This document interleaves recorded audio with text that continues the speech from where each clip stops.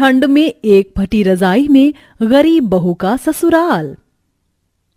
मोनू का बच्चा, चुपचाप से थोड़ी रजाई मुझको भी दे दे। अभी मैं तुझको बता रही हूँ, मुझसे पंगा मत ले वरना मैं तेरा भर्ता बना दूंगी। मुझको मार कर तो दिखाओ, मैं अभी तुम्हें अच्छा मजा चखाऊंगा। सलोनी दीदी, मुझको बहुत जोर की डर लग रही है, मैं रजाई नहीं दूंगा, नहीं दूंगा। अरे मोनू सलोनी, क्या बात है? तुम दोनों इस तरह से आधी रात में क्यों लड़ाई कर रहे हो? चुपचाप से सो जाओ। माँ देखो ना, ये मोनू का बच्चा है, मुझसे लड़ाई कर रहा है, मुझे डर लग रही है और इसने साड़ी की सारी रजाई खींच ली है अपनी तरफ। अब तू देख मोनू के बच्चे। फिर दोनों बच्चे रजाई को अपनी अपनी तरफ खींचातानी करने लगते हैं। तभी रजाई छीना छानी में बीच से फट जाती है, जिससे गरीब ससुराल वाले चिंता में आ जाते हैं और ठंड के मारे झुंझुलाकर सुजाता देवी दोनों को गुस्से में डांट लगाती है।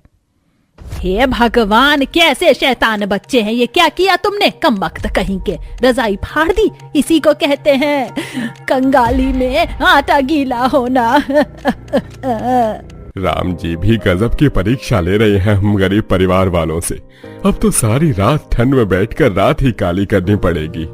आखिर क्यों एक पुरानी रजाई के फट जाने से ये सारा परिवार इस तरह से शोक मना रहा था जैसे उनकी कोई महंगी चांदी, सोना या बेशकीमती खजाना खो गया हो? ये जानने के लिए कहानी के पिछले भाग को देखते हैं। नवंबर के महीने के पछुआ हवाओं के चलने के साथ हल्के हल्के ठंड के मौसम की शुरुआत हो चुकी थी। ऐसे में सुजाता देवी संतोष भरे मन से आंगन में साग चुन रही थी। कितनी हरी और ताजी ताजी साग है। आरती बहू, ओ बहू, ये ले जा, साग चुन दिया है, अंदर ले जा। अरे माँ जी, ये साग कहाँ से आया? वो पड़ोसन गोमती बहन दे गई हैं। उन्होंने अपने खेत में इस साल साग की बागवानी लगाई है, तो साग की पहली कटाई हुई थी तो उसी में से थोड़ा दे गई हैं। ले जाकर अच्छे से धो काट कर चूल्हे पर चढ़ाते और आज रोटियां जरा बढ़ा कर बनाना। तुझको पता है ना तेरे ससुर जी और इंदर कितने मनपसंद से साग रोटी खाते हैं। मगर माँ जी, रसोई के अंदर जरा सा भी आटा मौजूद नहीं है, बस राशन मिल ही जा रही थी। आज राशन मिलने वाला है। इस राशन के मिलने से भी कितना फायदा है बहू। ये सरकारी आदमी हम जैसे गरीबों को मिलने वाले मुफ्त राशन के बदले हमसे आधा दाम वसूलते हैं। सरकार से अलग तनख्वाह खाते हैं और गरीबों की बोटी अलग नोचते हैं। हाँ माँ जी, ऊपर से चक्की वालों ने अनाज की पिसाई के पैसे भी बढ़ा दिए। दिन पर दिन महंगाई बढ़ती जा रही है और कमाई कुछ बढ़ नहीं रही है। पैसों की तंगी हर परिवार के गरीब रह जाने का मुख्य जड़ होती है। सुजाता देवी के घर की कहानी भी कुछ यही है, जिसमें इकलौता कमाने वाला इंदर है। उसमें भी वह पढ़ा लिखा ना होने की वजह से लेबर में दिन के 200 रुपए पर मजदूरी करके किसी तरह बूढ़े माँ बाप, बहन, 2 बाल बच्चे और पत्नी समीर पूरे घर परिवार का खर्चा चला रहा है।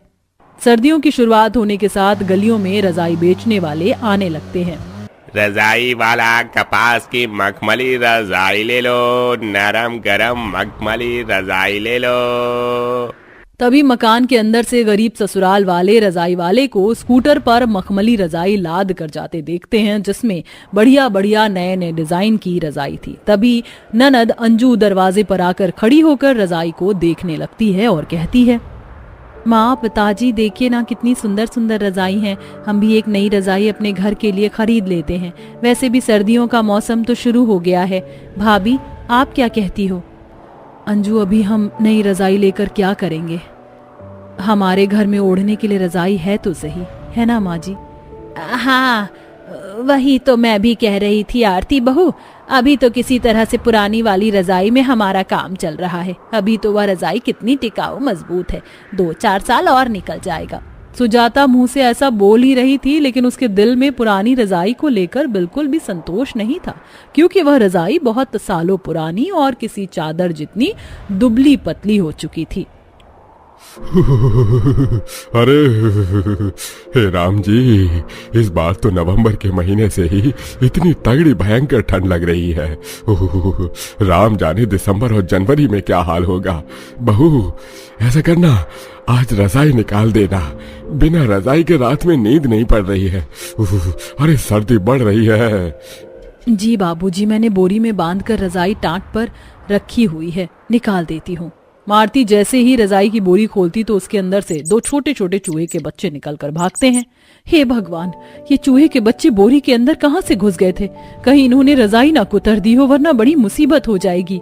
तभी बेचारी आरती रजाई का हर तरह से उधड़ा हुआ हाल देखकर चिंता में आ जाती है कि तभी सास दुखी भाव से बोलती है, हे भगवान, इन कमबख्त चूहों ने अच्छी खासी ओढ़ने वाली रजाई को गुदड़ी बना डाला है। अब बिना रजाई के ठंड का मौसम कैसे निकलेगा? माँ जी आप चिंता मत कीजिए, मैं कोई जुगाड़ लगा लेती हूँ। हाँ याद आया, मेरी एक पुरानी सूती की साड़ी है ना, उसी का पेवन लगा कर ठीक कर दूंगी। इस तरह बेचारी गरीब बहू किसी तरह जतन करके फटी रजाई को ठीक करके ओढ़ने लायक बना देती है, मगर रजाई इतनी दुबली पतली हो चुकी थी कि उसके अंदर किसी की भी ठंड नहीं भागती थी। अरे भाई क्या कर रही हो भाग्यवान, थोड़ी रजाई मेरे ओढ़ने के लिए भी छोड़ दो। अरे मैं बूढ़ा बिना रजाई के पड़ा हूँ, ऊपर से तुम सबने खिड़की वाले हिस्से में मुझे ही कर दिया है। बाहर से ऐसी पानी की तरह बर्फीली ठंडी हवा आ रही है। हाँ हाँ, मैं तो जैसे चैन की नींद सो रही हूँ। अरे मेरे पैर तो खुद आधे उघार पड़े हैं। माँ पिताजी आप दोनों इस तरह से बच्चों की तरह क्यों झगड़ा कर रहे हैं? आपको पता तो है ये रजाई हम सब लोगों के ओढ़ने के लिए छोटी पड़ जाती है। इंदर भैया, आप हम सबके लिए एक नई रजाई क्यों नहीं खरीद कर ले आते हैं? हाँ पापा, आप हमारे घर के लिए एक नई रजाई ले आइए ना। इस पुरानी वाली रजाई में तो जल्दी से हाथ पैर भी गम नहीं होते हैं। मोनू के रजाई की फरमाइश पर इंदर लाचार होकर अपने दिल ही दिल में दुखी होकर बोलता है, हे भगवान, या इस ठंड के मौसम में घर परिवार की रोटी चलाना ही मुझको भारी पड़ रहा है। नई रजाई कहाँ से लेके आऊंगा? एक तरफ जहां भयंकर सर्दी का मौसम था तो वहीं दूसरी तरफ गरीब ससुराल वालों ने एक पतली दुबली रजाई की जद्दोजहद थी और उस दिन आखिरकार दोनों बच्चों में रजाई की लड़ाई के चलते रजाई फट जाती है। अब किस तरह से गरीब ससुराल वाले ठंड के मौसम में फटी रजाई में गुजारा करेंगे, तो चलिए देखते हैं। ओह अरे दादा, ओह बिना रजाई के तो ये ठंडी बर्फीली हवाएं रोम रोम कपा रही हैं। ऐसा लग रहा है इस जाड़े में शरीर का सारा खून जम जाएगा। हे भगवान, अब क्या करूं? इस सर्दी के मौसम से अपने ससुराल को कैसे बचाऊं? परेशान होकर आरती घर के कोने कोने में देखने लगती है, जहां उसे कोने में रखी हुई कुछ जूट की बोरी रखी दिखती हैं। हाँ, ये अच्छा रहेगा। फिलहाल के लिए इन बोरियों को रजाई के ऊपर साट देती हूँ। जूट की बोरी गर्म होती है, उससे रजाई में भी गर्माहट रहेगी। इस फटी रजाई में अपने गरीब ससुराल वालों को सुलाने से तो अच्छा है कि हम लोग बोरी रजाई के अंदर सोएं। इस तरह मजबूर होकर सारे ससुराल वाले ठंड भरे मौसम में बोरी रजाई में रात बिताते हैं, लेकिन एक बोरी की रजाई किसी मखमल की रजाई जितनी नर्म और मुलायम थोड़ी ना हो सकती थी। कई बार तो बोरी की रजाई में पूरे परिवार वालों की नींद खुजलाहट के चलते आंखों से ओझल हो जाती थी। तभी एक रात में मोनू उठकर अपने पूरे शरीर को खुजली करने लगता है। बुआ, बुआ, मेरे पूरे शरीर में बहुत तेज की खुजली हो रही है। हे भगवान, आरती भाभी देखो ना, मोनू का हाथ पैर कैसे छिल गया है, खून भी आ रहा है। हाय मेरा बच्चा। हे भगवान, ये तुम गरीबों को कैसी जिंदगानी देता है। आरती गुस्से में वह बोरी की रजाई हटा देती है और रात भर जाग कर अपने बच्चे को थपकी दे देकर सुलाती है। उसकी आंखों से झरझर आंसू बहे जा रहे थे। बस बहुत हो गया। अब अगर अपने गरीब ससुराल में रजाई लाने के लिए मुझे खुद भी इस घर से बाहर कदम निकालना पड़ेगा तो मैं काम करूंगी। वैसे भी मेहनत करने में क्या बुराई है, चोरी थोड़े ना कर रही हूँ। अगले दिन आरती अपने सास ससुर से काम करने की इजाजत मांगती है और भाग्य से उसे एक रजाई बनाने की फैक्ट्री में ही काम मिल जाता है। वह पूरी मेहनत और लगन से अपना काम करती है और देखते ही देखते उसको पूरा का पूरा 1 महीना लग जाता है। ये लो आरती बहन, तुम्हारी 1 महीने की तनख्वाह, और यह हमारी फैक्ट्री की तरफ से तुम्हारे परिवार के ओढ़ने के लिए एक रजाई, नए साल के तोहफे में एडवांस में। उस मखमली नरम रजाई को अपने हाथों में लेकर गरीब बहू की आंखों से खुशियों के आंसू छलक रहे थे। बहुत बहुत धन्यवाद आपका सागर भैया। इस दुनिया में हर अमीर आपके जितना दिलदार नहीं होता है। आप नहीं समझ सकते, गरीब के लिए ठंड के मौसम में ये रजाई केवल रजाई नहीं बल्कि सोने चांदी से भी महंगी और अनमोल चीज है। रजाई लेकर आरती खुशी खुशी अपने घर आ जाती है, जहां उसके गरीब ससुराल वाले भी रजाई को देखकर बहुत खुशी जताते हैं। माँ, क्या ये रजाई हमारी है?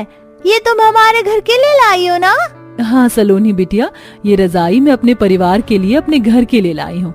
यानी कि आज से हम इस नई रजाई को ओढ़ कर सोएंगे माँ। ओ बल्ले बल्ले, ओ शाबा शाबा। इस तरह आरती के गरीब ससुराल से फटी रजाई में ठंड के मौसम में सोने की कश्मकश मिट जाती है और अब सब लोग उस गर्म रजाई में चैन से सो पाते हैं। सुमन अपने परिवार के साथ एक छोटे से घर में रहती थी। सुमन के परिवार के हालात कुछ ठीक नहीं होते हैं। आज मैंने सबके लिए दाल रोटी बनाई है। सबको दाल रोटी बहुत पसंद है ना? माँ, मुझे दाल रोटी बिल्कुल पसंद नहीं है। मैंने आपको कितनी बार मना भी किया है कि मुझे रोज रोज दाल रोटी नहीं खानी, लेकिन आज भी आपने वही बना दी। मैं नहीं खाऊंगा। नहीं बेटा, ऐसे नहीं कहते हैं। दाल रोटी तो बहुत अच्छी होती है। तुझे पता है ना, तेरे पापा इतने बड़े आदमी बने दाल रोटी खाकर। अरे और नहीं तो क्या। अच्छा ये बताओ कि तुझे दाल रोटी नहीं खानी तो क्या खाना है? शाही टुकड़ा। पता है दादाजी, कुछ दिनों पहले ना हमारी वो दोस्त है ना, वो शाही टुकड़ा खा रही थी, हमें चिढ़ा भी रही थी। हमने उससे मांगा कि थोड़ा सा हमें भी खाने को दे दे, तो उसने मना कर दिया और हमें बोलने भी लग गई कि हम गरीब हैं, हम कभी ऐसा नहीं खा सकते। मुझे बहुत बुरा लगा था। हाँ, मुझे भी उसे दिन बहुत ज्यादा बुरा लगा था। हमें शाही टुकड़ा खाना है। ये तो गलत बात है ना। तुम लोग किसी दूसरे से क्यों खाने को मांग रहे हो? क्या तुम्हें खाना नहीं मिल रहा? ये कितनी गलत बात है कि तुम किसी दूसरे इंसान से मांग रहे हो। दादा दादी से बोला करो, पापा से बोला करो। माँ, हम आप लोगों से ही बोल रहे हैं कि हमें शाही टुकड़ा खाने का मन है। बताओ, आप लोग हमें शाही टुकड़ा खिलाओगे? तुम तो जानते ही हो ना, हमारे पास पैसे नहीं है, फिर हम कैसे खिला सकते हैं? दाल रोटी क्या तुम्हारे लिए बहुत नहीं है? तो भी ठीक है, आप लोग अगर हमें शाही टुकड़ा नहीं खिलाओगे तो हमें दाल रोटी भी नहीं खानी। मुझे भी नहीं खाना, मैं जा रहा हूँ। अरे बेटा सुनो, ऐसे जिद नहीं करते, यहाँ आओ। अब बच्चे हैं, बच्चों को कितना भी समझा लो, लेकिन वो अपने दोस्तों को तो देखते ही है ना, और उन्हें भी बुरा लगेगा ही। लेकिन माँ जी, हम भी तो क्या ही कर सकते हैं। आपको तो पता है विजय जी हमारे घर में कमाने वाले एक हैं। एक इंसान की कमाई से कितने सारे खर्चे निकलते हैं, और अगर हम भी ऐसे फिजूल खर्ची करने लगेंगे तो उन पर भी तो कितना बोझ आ जाएगा ना। बहू तो सही कह रही है, मैं तेरी बात से सहमत हूँ, लेकिन बच्चों को ऐसे उदास देखकर मेरा दिल बहुत दुखता है। सच में, अगर हम लोगों ने कभी कुछ किया होता ना, तो बच्चों को ऐसे दिन नहीं देखने पड़ते, बेचारे दूसरों से मांगते हैं। माँ जी, आप बच्चों की इतनी चिंता मत कीजिए, मैं उन्हें समझा दूंगी। ये तो गलत ही है ना कि तुम किसी दूसरे से खाने की चीज को मांग रहे हो। इसी तरह गरीब परिवार की गाड़ी जैसे तैसे चल रही थी। कुछ दिनों बाद सुमन पड़ोस के घर में जाती है। अरे सुनीता काकी, इतने दिन हो गए हैं, आपने तो मुझे किसी काम के लिए बुलाया ही नहीं। क्या बात है, मेरे लायक कोई काम नहीं है क्या? अरे कहाँ कोई काम है, इस साल तो घर पर कोई मेहमान ही नहीं आएगा जो मैं तुझे सफाई के लिए बुलाऊं। कुछ दिनों में दामाद जी आएंगे तब बुलाऊंगी, पर अभी टाइम है। अच्छा, मुझे लगा कि कहीं मुझसे कोई गलती हो गई है जिस वजह से आपने मुझे बुलाया नहीं। नहीं, ऐसी कोई बात नहीं है। अच्छा ये बता, तुझे शाही टुकड़ा बनाना आता है? आजकल मेरे दामाद और बेटी बहुत जिद कर रहे हैं कि उन्हें शाही टुकड़ा खाना है। मुझे तो आता नहीं है, लेकिन मैंने इसके बारे में सुना है। इस महीने की आखिरी तारीख में शायद वो लोग आएंगे, तो उनको तो शाही टुकड़ा खिलाना ही पड़ेगा ना। पर मैं सोच रही हूँ, जो चीज मुझे खुद ही नहीं आती वो मैं बनाकर कैसे खिलाऊंगी। यहाँ भी शाही टुकड़ा? अरे ये शाही टुकड़ा हमारा पीछा क्यों नहीं छोड़ रहा है? अरे क्या हुआ, तू चुप क्यों हो गई? अरे नहीं, ऐसे ही चुप हो गई थी। हाँ, मुझे शाही टुकड़ा बनाना आता है। आपको जब भी बनवाना हो बता दीजिएगा, मैं बना दूंगी। अगर ये बता दिया कि मुझे नहीं आता शाही टुकड़ा बनाना, तो क्या पता ये किसी और से बनवा ले। मैं कहीं से पता करके बना दूंगी, कम से कम कुछ पैसे तो मिल ही जाएंगे। सुमन अपनी पड़ोसन से बात करके घर वापस आती है और अपने घर के काम में लग जाती है। घर का राशन भी खत्म हो गया है, घर का राशन भी भरवाना है और ससुर जी की दवाई भी लेकर आनी है। उनकी तनख्वाह आ जाए तो काम हो जाए बाकी के। हमें कितने दिन हो गए ना बॉल वाली गेम नहीं खेली है। और ये रोहन कहाँ है? इतनी देर से बाहर नहीं आया अपने घर से। अभी थोड़ी देर पहले इसके पापा आए थे। अपने पापा को देखकर मैं घर में गया और उसके बाद से अब तक बाहर नहीं आया। मैं बुलाता हूँ, रुको। रोहन, तुम इतनी देर से क्या कर रहे थे? तुम्हें पता है ना हम गेम खेलने वाले थे, तो तुम्हें खुद ही आ जाना चाहिए था। अच्छा चलो आओ, हम सब खेलते हैं। नहीं, तुम ही खेलो, मैं तो ये यमी यमी शाही टुकड़ा खा रहा हूँ। मेरे पापा अभी लेकर आए हैं। तुझे पता है ये कितना टेस्टी है? वाह, बहुत अच्छा है। जब तू खुद खा रहा है तो हमें क्यों चिढ़ा रहा है? घर में भी तो खाकर आ सकता था ना। अरे हाँ, तुम लोगों ने तो कभी खाया ही नहीं होगा ना, तभी तुम्हें चिढ़ हो रही है। पर कोई बात नहीं, तुम इसकी खुशबू से ही काम चला लो, इसकी खुशबू बहुत अच्छी है। रोहन बेटा, तुम क्यों इन गरीबों से बात करते हो? तुम्हें कितनी बार मना किया है? अरे तुम शाही टुकड़े की बात कर रहे हो ना, इन लोगों ने कभी शाही टुकड़ा सुना भी नहीं होगा। हम आप बिल्कुल सही कह रही हो। चलो मैं घर में जाकर ही खाऊंगा। बाय, मैं जा रहा हूँ घर में शाही टुकड़ा खाने। तुम अपने घर में जाकर वही घिसा पिटा दाल चावल खाना। तुम हमारे जैसा शाही टुकड़ा कभी नहीं खा पाओगे। रोहन और उसकी माँ की बात सुनकर पिंकी और सोनू रोते हुए अपने घर आते हैं। अरे सोनू, पिंकी, तुम दोनों को क्या हुआ? तुम इतना रो क्यों रहे हो? अभी तो बड़े हंसते खेलते घर से गए थे और अब अचानक से रोते हुए अपने घर आए हो। किसी ने कुछ कहा क्या? दादी, वो रोहन है ना, शाही टुकड़ा खा रहा था। हमने इस बार उससे मांगा भी नहीं, वो फिर भी हमें चिढ़ाने लगा। रोहन की मम्मी भी आई, वो भी हमें ही सुना कर चली गई। मुझे नहीं पता, मुझे भी शाही टुकड़ा खाना है। मुझे भी बताना है कि हम सब दाल रोटी नहीं खाते, हमारे घर में भी शाही टुकड़ा बनता है। हाँ, मुझे भी शाही टुकड़ा खाना है और जब तक शाही टुकड़ा नहीं मिलेगा मुझे, तब तक मैं कुछ नहीं खाऊंगा। ठीक है, फिर मैं आज ही तुम लोगों के लिए पक्का शाही टुकड़ा बनाऊंगी। बहू, पर ये तू क्या कह रही है? शाही टुकड़ा तू कहाँ से बनाएगी? तुझे आता भी है? और शाही टुकड़ा बनाने के लिए कितनी चीजों का इस्तेमाल करना पड़ता है, वो सब हम कहाँ से लाएंगे? माँ जी, वो सब मुझे तो पता ही नहीं, लेकिन मैं अपने बच्चों को ऐसे उदास और रोते हुए नहीं देख सकती। अरे अगर हम अपने बच्चों को उनकी पसंद का भी नहीं खिला सकते तो क्या ही फायदा। मैं कहीं से पता करती हूँ कि शाही टुकड़ा कैसे बनाते हैं और फिर मैं अपने बच्चों को शाही टुकड़ा खिलाऊंगी। सुमन अपने पति के फोन में शाही टुकड़ा यूट्यूब पर देखने लगती है। इसका मतलब मुझे शाही टुकड़ा बनाने के लिए दूध, ब्रेड, केसर और गुड़ की जरूरत पड़ेगी। कोई बात नहीं, मैं अभी माँ जी को बताती हूँ। माँ जी, हमें शाही टुकड़ा बनाने के लिए ज्यादा चीज की जरूरत नहीं पड़ेगी, लेकिन जो भी चीज चाहिए वो हम कहाँ से लाएंगे? दूध तो फिर भी मिल जाएगा। अगर हम ब्रेड ले आएंगे तो हमें घर की कुछ चीजों को तो रोकना ही पड़ेगा ना। बहू, मैंने तो तुझे पहले ही बताया था। माँ जी, पहले हम बाकी चीजें ले आते हैं, बाद में ब्रेड का देखेंगे। सुमन अपनी सास के साथ बाजार से दूध, गुड़ और चुटकी भर के केसर ले आती है। माँ जी, इसमें तो हमारे पैसे खत्म हो गए, ब्रेड लाने के लिए तो पैसे भी नहीं बचे। क्या हुआ? तुम दोनों सास बहू क्या बातें कर रही हो और इतना परेशान क्यों लग रही हो? तुम सब ठीक तो हो ना? हाँ पापा जी, ठीक ही है, लेकिन मैं बस बच्चों को लेकर थोड़ा उदास हूँ। मैं चाहती हूँ कि आज मैं बच्चों को और आप सबको शाही टुकड़ा खिलाऊं, पर अब देखते हैं कि भगवान की क्या मर्जी है। उनके आगे हम क्या ही कर पाएंगे। सब सामान तो आ गया, बस ब्रेड बची है और पैसे भी नहीं है। कोई बात नहीं बहू, तूने तो अपनी तरफ से कोशिश की ही है ना। सब लोग साथ में बैठे होते हैं कि तभी सुमन का पति धीरज जाता है। सुमन, ये ब्रेड रख दो। आप ये ब्रेड कहाँ से लाए? हमें रोज चाय के साथ ब्रेड मिलती है। आज मजदूर कुछ कम आए थे तो ब्रेड के काफी पैकेट्स बच गए। खराब हो जाती इसलिए मालिक ने मुझे ही दे दिए। आप सब यहीं रुको, मैं अभी सबके लिए शाही टुकड़ा बना कर लाती हूँ। सुमन शाही टुकड़ा बनाने लगती है। कुछ देर बाद शाही टुकड़ा तैयार हो जाता है और सुमन सबको परोसती है। खाकर बताइए शाही टुकड़ा कैसा बना है। माँ, ये तो बहुत ज्यादा टेस्टी है। मैंने कभी नहीं सोचा था कि शाही टुकड़ा इतना टेस्टी होता है। बहू, मुझे नहीं पता था कि मैं कभी शाही टुकड़ा खा भी पाऊंगा। सच में बहू, तूने हमें पहली बार शाही टुकड़ा खिलाया है। मैं अब उस रोहन को चिढ़ाऊंगी? नहीं पिंकी बेटा, हम किसी को ऐसे नहीं चिढ़ाते। और शाही टुकड़ा और है, अभी हम ना रोहन के घर जाएंगे और उनको भी देकर आएंगे। बहू, अगर तू नहीं होती तो सच में हम लोग कभी शाही टुकड़ा खा ही नहीं पाते। सुमन की वजह से पूरा परिवार पहली बार शाही टुकड़ा खाता है और सब बहुत खुश होते।